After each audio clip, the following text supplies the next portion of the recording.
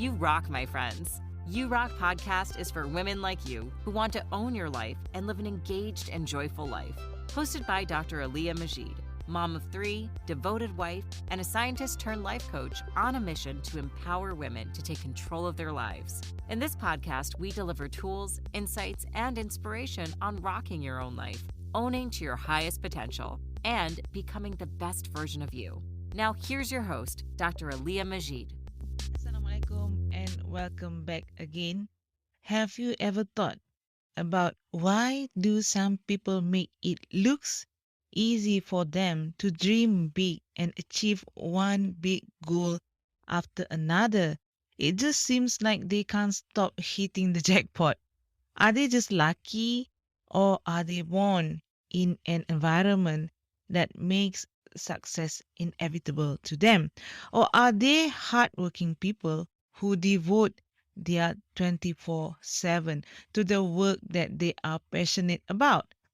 For me, it all comes down to these three simple frameworks. First is clarity. Second is systems and strategy. And third is consistency. In this episode, I'll be sharing with you how these three steps framework that I have been coaching and teaching my clients is being implemented in my own real life. I have used it again and again in my life to achieve almost everything that I wanted. But before that, hold on a second. Make sure you have clicked the subscribe button below to be able to receive updates whenever my new episode is out. Taking into the point where you have built a career in academia, where you have grown into several higher education institutions. However, not too long ago, you decided to pack up and move to Japan with your family to then complete your PhD. Can you talk us through on the motivation and also the transition that took place that drove you to decide to move to Japan with your family? It was in around 2017. During my master's degree, I was actually supported by the university that I was employed at the time. At 2017, it is at the end of my contract that I have to really work with them. If I pursue my PhD, during that time, it was not easy to get fundings from Malaysia to pursue overseas. I was thinking about how can I go pursue my PhD because I'm still interested to go pursue somewhere outside from Malaysia. When we were thinking about so many options and opportunities, and my husband was also working with me at the same department when at the university. He is actually in the same boat with me, who was thinking about pursuing his PhD also. And then he got an offer from his previous supervisor from the major university. They have collaborations on their research field, and they have a big grant that they can give a bit help for the finance for my husband at that time. Without me thinking too much on whether or not I have to take a leave and follow him several years just for the husband, I decided that I just quit my job. I didn't have any plan for myself, and I just want to follow my husband. Actually, that was the first motivation why I went to Japan. I don't really decided to pursue my PhD at the time. My motivation is just to support my husband with the opportunity that he has gotten during that time. Which is an interesting transition because from being a wife and a mother who was there to support your husband, the intent grew to of your own journey in pursuing a doctorate. And I understand that you were also self-funded during the process, Yeah. which I find highly inspiring because it seems that you were so firm and clear in also pursuing that PhD. At which point did you felt like, okay, I'm already in Japan with the husband, I want to pursue a PhD as well? After the first few months when I was there, it was really like a honeymoon state. And I'm so happy. I don't have too many responsibilities. I love spending time with my kids. But after a while, I found that I'm starting losing my own self. I feel I have no motivation to wake up, and I started to feel like my kids were a burden to me during that time. I was really getting more and more depressed because I'm not having anything to do.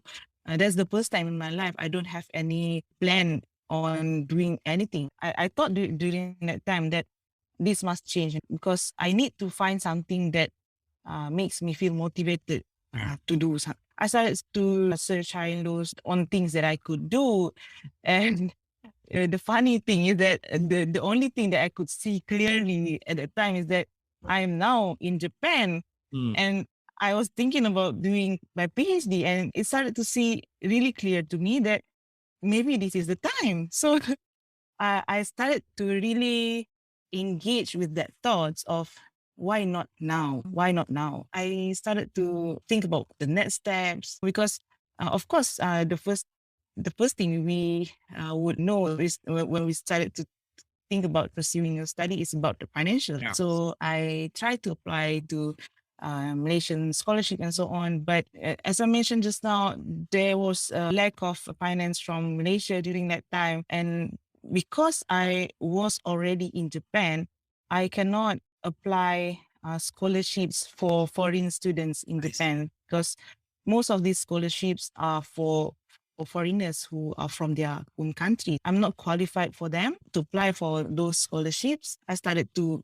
think about another plan. I started to talk with my supervisors and think about what are the ways that I could get money to fund my tuition fee. He started saying about there's this employment in the university. It is a research associate. You have to do this how many hours per week of classes on top of your PhD, and you have these other responsibilities. At first, I was like, can I do that? Because my husband was also doing his PhD. And now I want to pursue my PhD. It's already double the stressful period of time doing something big. So I was what you can say macam berbelah bahagi lah kan to really can I do that. But yeah, I tried to apply for that position. The faculty and ended up they like me because maybe having an international someone else who can speak English. So they like someone else to have in the faculty, and I get the position so that using that money, I pay for my own tuition fee for the whole 3 years. Yeah. Wow, mashallah. The clarity that you had in wanting to pursue PhD and the effort that you have put in to find the means to finance it, I find that really respectable. Now, moving into the phase of pursuing your PhD, as you mentioned earlier, it's a heavy undertaking. And your husband was doing his PhD, you were doing your PhD, and both of you were raising a family as well.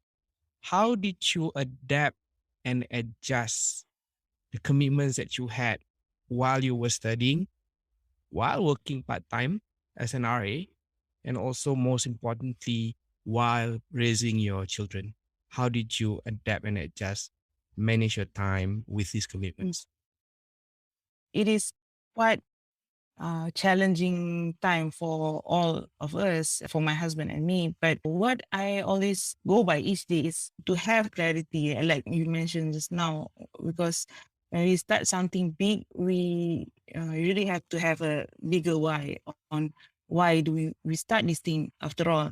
And starting the day with a clear clarity of what is the goal for that day, then and whether this goal really connects with the goals that I have for the month, for the year, and so on. Really tracking my progress without having my supervisor to really push me on or what not.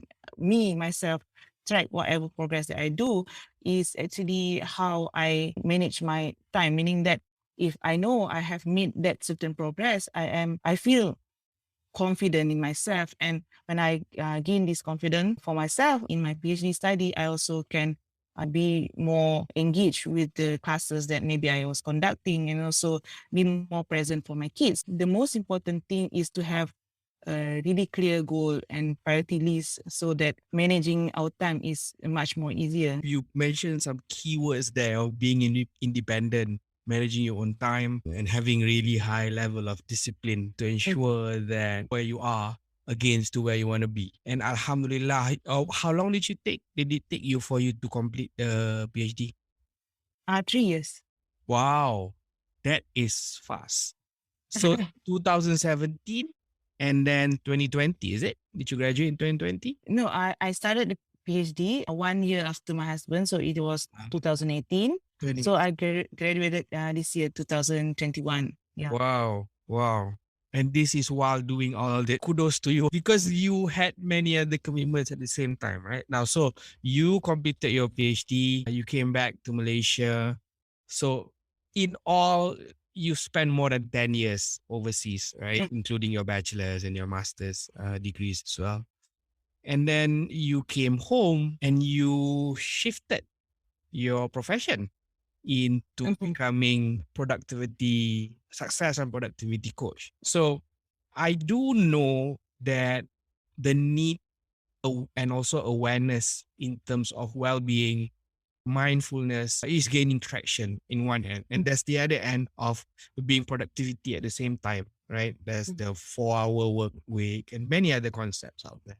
The title of our conversation today is Balancing Productivity and Well-being in its Study, which you have managed to do in your lifetime. And it seems like you took those experiences and making it more accessible to people. Now, walk us through the process of deciding that you want to become a success and productivity coach, having done your engineering PhD before that. It is something that I did not plan at all. It's something that it's like a calling, right?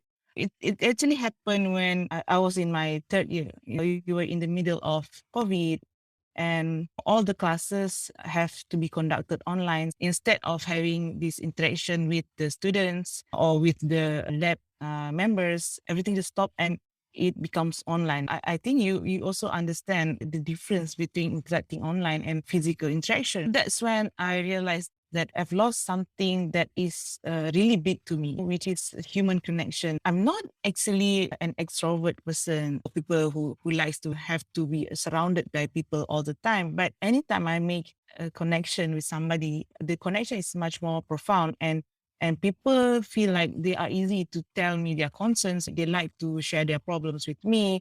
That's when I started to feel like when everything changes to online, these kind of interactions suddenly gone, because when we do meetings online, everything is on the agenda, right? What is the agenda for today? You have all these things that you want to cover and you don't really interact in the more deeper sense. When I started to work at home, I felt this part of me suddenly gone, which is something that I think is the thing that I really look forward to in being a lecturer, in being an academician. That's the thing. It's not the class, actually giving lectures in a class. I think the one-to-one interaction with a person who really sometimes shares their problem with me, I think that's when I realized maybe there's something that need to be addressed here. And when I look at all the news and all the things that we are seeing these days about depression and so on, there's a need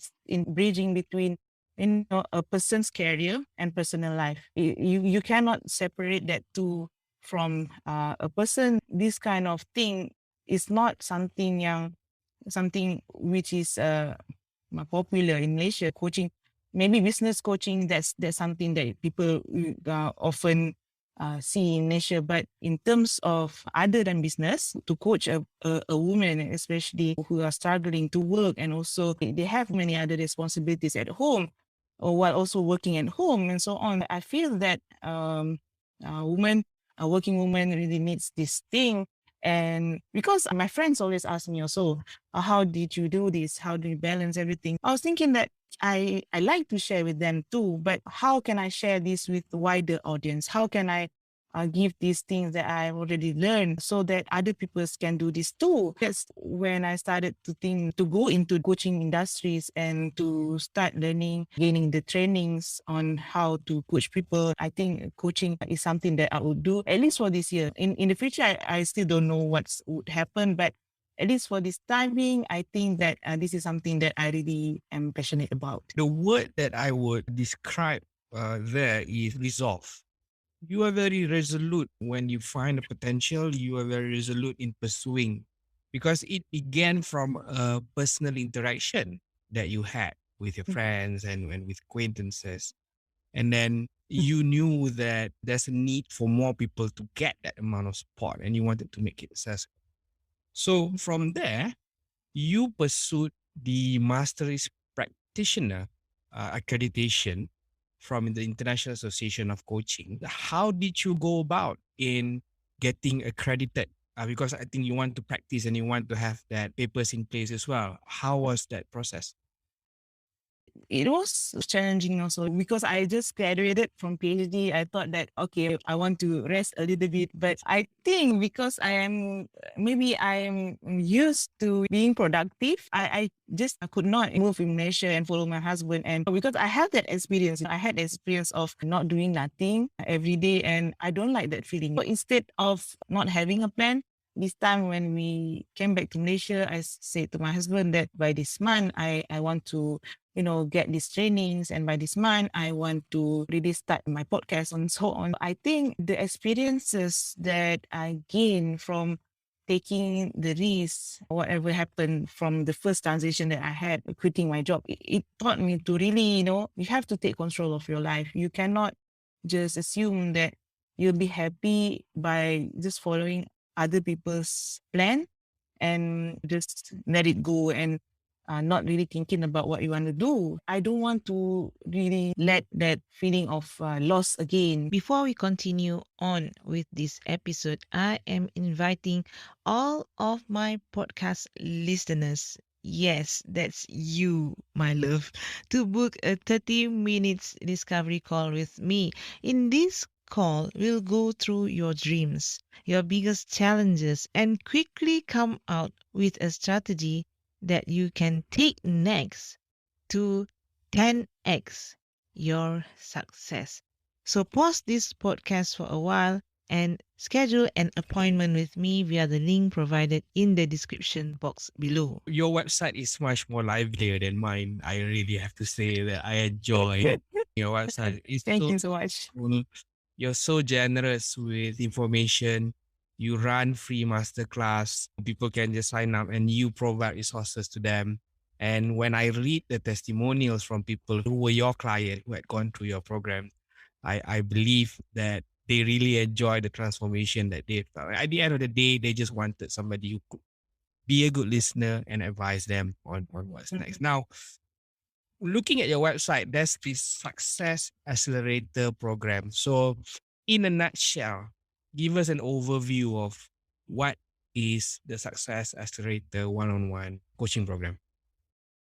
The Success Accelerator one-on-one coaching program is a 12-week coaching program where I go through with clients who are feeling overwhelmed with not knowing where to go with their life, what's the next step to do, and maybe are facing burnout from overworking. This coaching program helps them to figure out what really they want to do in the next 1 year.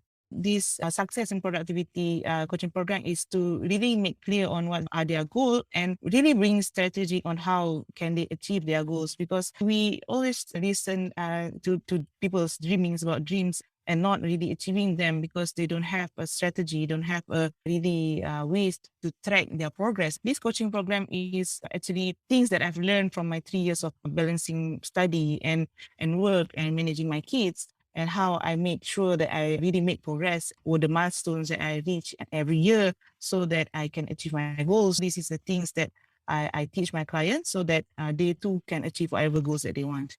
Amazing, because the 12 weeks programs, you mentioned the word goals and then we mentioned the word track. And that reminds me of the time of you setting your goal when you were doing your PhD and being highly disciplined in tracking it as well. Yeah. So this is a true example of taking experience and bringing it to practice and make it accessible, Dr. Alia. By the way, it's draliamajid.com for the listeners, draliamajid.com. That's where you can find the information. So I'm going to go into part 3. But before that, I just like to try to summarize a bit on some of the insights that we've gathered from the first two sections earlier. Number one, on the importance of clarity, having a clear goal and target in life, knowing where and what you want to achieve. Number two is discipline. When you were talking about the way that you were tracking your own progress of your PhD with minimal intervention from your supervisor, the level of independence is very high there. So number two, I believe discipline is very key. And number three, I would say resolve. Your experience as a parent, as a student, and now as a coach, to me, the consistent element across those three is your level of resolve is very high. It's clarity, discipline, and resolve. Three areas that I need to work on myself, Dr. Alia. Now, Dr. Alia, the majority of listeners of this podcast are working professionals who are also parents, and they want to do masters, do PhD. Some of them did not get to do their bachelor's degree, so they want to do bachelor's degree on a part-time basis while working and while parenting. But there are many questions that they have in terms of, do I have the money? Do I have the time? Do I have the energy to commit to an additional commitment in addition to work, family, and so forth? So for those who are thinking about pursuing a master's or PhD and has this range of questions in their minds, what is the advice that Dr. Alia Majid has for them? Firstly, you have to be clear on your why, your true purpose of even considering to pursue a master's or PhD, because when you having a clear purpose, when things get hard, it can push you, even though it becomes harder and harder, especially in the middle of it. Because when you started your PhD or master, you might have this excitement and maybe you feel motivated at first, but in the middle, it gets really routine and you have to be disciplined to do the same thing, maybe getting into the same routine of your learning and discovering these things that you need focus and attention. During that time, you have to really remember what is the purpose, the main purpose that you started this journey of yours. My main advice is to really have a clear why on you starting it, because I always listen to people who start postgraduate studies, their master's and PhD. They say that because my mom said so, because my father said so, because somebody else said so that they have to do it. But in reality, do you want to really do it? I think some part of it is they also want to do it, but to really sit down and reflect on what's the bigger why, what is the main purpose that you are doing this, that would push you further, and inshallah you will graduate successfully, inshallah. Are you struggling to find time for yourself or for things that matters to you? Or if you even ever find some time, you found that you can't simply slow down and stop thinking about work. If you are one of those women, you'll benefit from the Success Accelerator program, my 12 weeks one-on-one success and productivity coaching program that helps you to do less and get more work done so that you can spend more time doing things you love. Book a free call with me at draliamajid.com/coaching, or you can do a self-assessment using my free life audit workbook at draliamajid.com/life audit, or you can even join my Facebook group from the link below. Again, thanks so much for tuning in. Bye bye. Assalamualaikum.